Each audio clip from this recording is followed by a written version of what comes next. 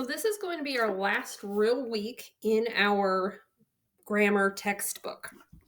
Now, there's kind of two focuses for this week. The first is to read chapter 5, which is titled The Supporting Arguments and Plan of Development.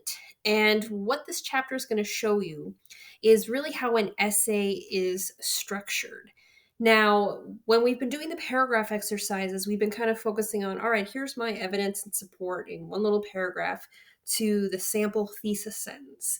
But you've not yet really had to conceptualize what the whole paper would look like if you were to extend that out. And that's what this chapter 5 is going to do in this book.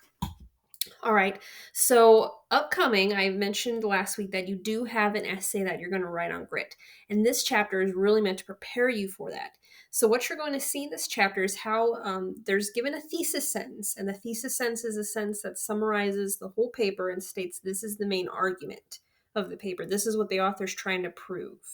And then you'll see how all the supporting points in the rest of the body paragraphs of the paper, like what you do with the paragraph exercises, how they relate back to the thesis sentence. So that's why throughout the class, I've been giving you a sample thesis sentence for your paragraph exercise and then said, write a paragraph to support it.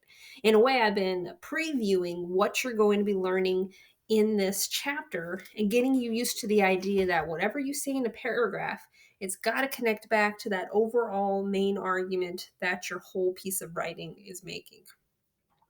All right, so this chapter is very important for you to kind of get because starting next week, we're really going to start working on this grit essay. Okay, so this is an important piece.